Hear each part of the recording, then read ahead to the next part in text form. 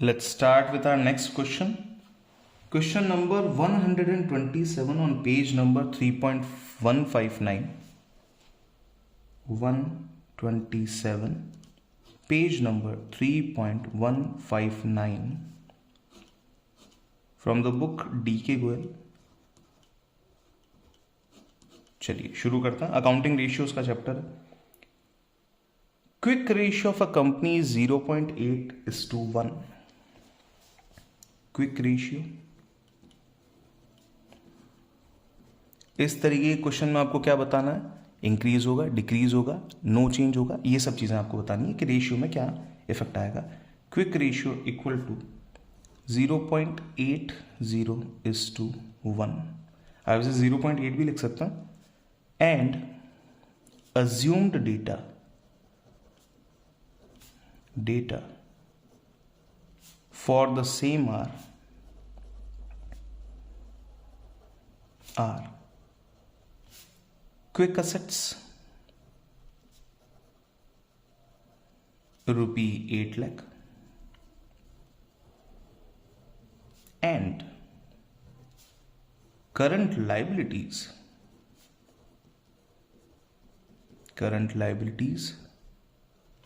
rupee 10 lakh. Ratio आपका match हो जाना चाहिए 0.8:1. ठीक है. फॉर्मूला में लिख लेता हूं. Quick ratio equal to quick assets divide by current liabilities. It's done. अब शुरुआत करते हैं. आंसर लिखेंगे. नंबर फर्स्ट का purchase of loose tools 2000. Purchase of loose tool will affect the value of inventories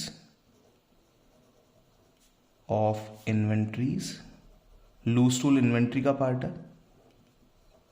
the value of inventories and cash oblique bank balance.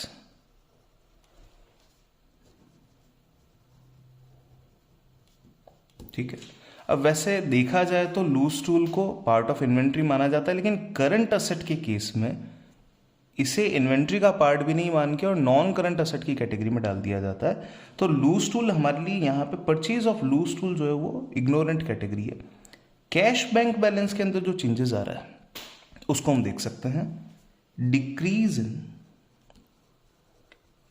In cash oblique bank balance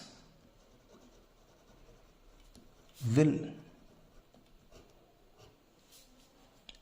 reduce quick assets and hence the quick ratio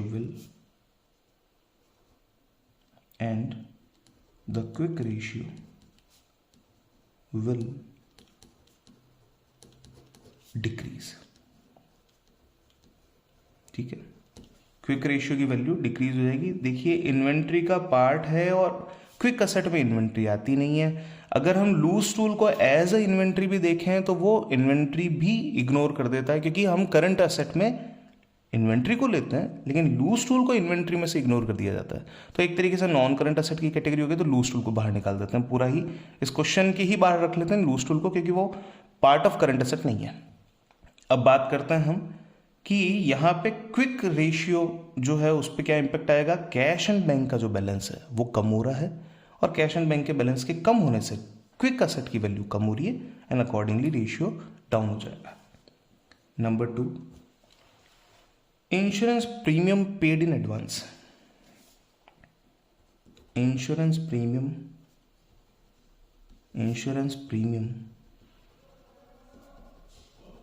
paid in advance is not a quick asset, क्योंकि advance payment है, advance payment quick asset की category में नहीं आता, is not a quick asset, but it will reduce the cash bank balance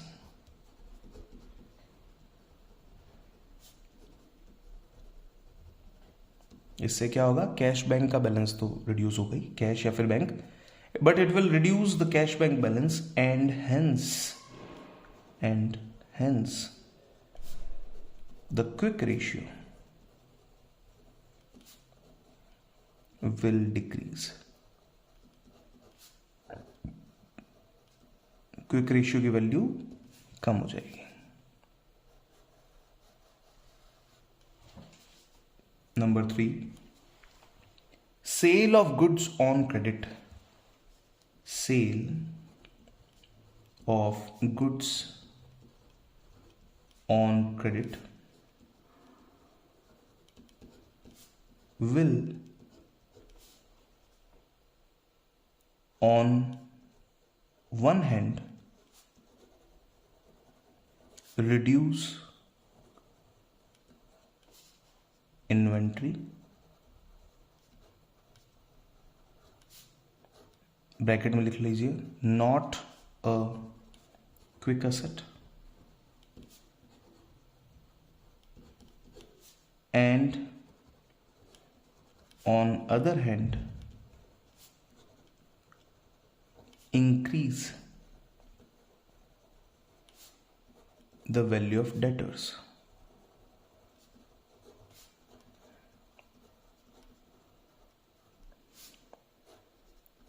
इसमें लिख लीजिए part of quick asset.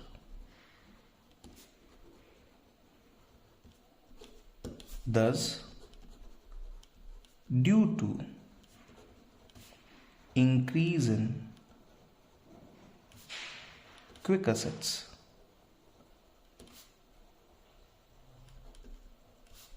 the ratio will increase। Quick asset की वैल्यू बढ़ रही है, इसलिए रेशियो भी बढ़ जाएगा। Number 4, last, honoured bills payable of 5,000 on maturity. Payment of bills payable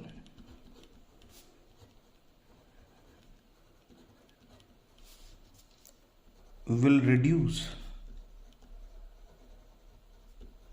both quick asset and current liabilities. So the revised values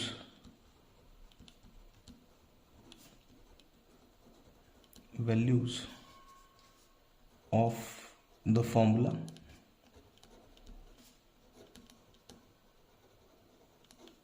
will be, अब देखिए हमने यहाँ पे कुछ डेटा जो लिया था वो 8 लाख और 10 लाख ले लिया था, जो काफ़ी बड़ा है। यहाँ वैल्यू चल रही है 5,000 की, तो हम एक काम करते हैं, हम 2 जीरोस को यहाँ से कट कर देते हैं, ठीक है। वहाँ और कहीं किसी जगह पे ये डेटा यूज में आया नहीं है, तो हम 2 जीरो को कट कर लेते हैं। तो revised values will be quick assets divided by current liabilities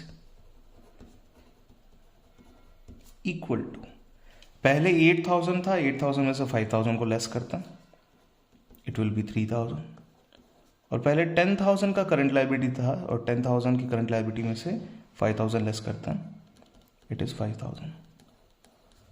किसी भी चीज़ को 5 से डिवाइड करना है तो 2 से मल्टीप्लाई कर लीजिए, तो 3 2 6, यानी कि 0.60 is to 1।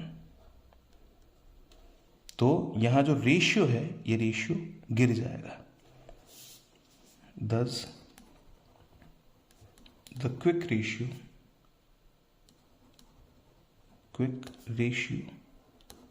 will decrease, quick ratio की जो वैल्यू है वो डिक्रीज हो जाएगी। Thank you so much for watching this video. अगर आपको लगता है कि ये वीडियो किसी और बच्चे के काम आ सकती है, प्लीज़ शेयर द वीडियो। आजकल मोबाइल फ़ोन सभी के पास में है, पर ज़रूरत नहीं है, ये ज़रूरी नहीं है कि आप ट्यूशन क्लासेस जा रहे हैं जहाँ पे आने जाने का लगभग हाफ एन आवर आपका वेस्ट होगा, और वहाँ जाने के बाद में हो सकता है आप किसी और बच्चे के प्रॉब्लम्स या डाउट्स का पार्ट बने, जहाँ पे आपकी जो रिक्वायरमेंट है वो पूरी हो या नहीं हो, इसकी कोई गारंटी नहीं है। सारे ट्यूशन टीचर्स अच्छा पढ़ाते हैं, बहुत अच्छा पढ़ाते हैं, लेकिन ज़रूरी नहीं है कि मेरे दिए हुए फीस से किसी और बच्चे की पढ़ाई कंप्लीट हो। ये हमेशा ऐसा देखा गया है। तो मुझे ऐसा लगता है कि 1-to-1 क्लासेस जो है वो ज़्यादा बेटर हैं। तो अगर आपको लगता है कि किसी और स्टूडेंट की ये वीडियोस काम आ सकती है, और अभी के टाइम पे मूवमेंट का जो टाइम है, क्योंकि केवल 2 महीने के आसपास का ओवरऑल टाइम आपके पास में अवेलेबल है, तो ये जो मूवमेंट का टाइम है कि घर से क्लासेस और क्लासेस से वापस घर आने का जो टाइम है, जो टाइम वेस्ट हो रहा है, और फिर क्या होता है कि दोस्तों के साथ में भी हम बैठते हैं, बातें भी रहती है, बहुत कुछ रहता है। तो अभी जो टाइम है, इस क्रूशियल टाइम को आपको यूटिलाइज करना चाहिए प्रॉपर मैनर में, और सिटिंग देखिए अच्छे से, एक 5 मिनट 10 मिनट के टाइम पीरियड में आपको क्वेश्चन सॉल्व करने चाहिए। Thank you so much for watching this video. Keep watching the next videos को लाइक कीजिए, चैनल को सब्सक्राइब कीजिए, ताकि हम मोटिवेट होते रहें और आगे से आगे और वीडियो बनती जाए। Thank you so much.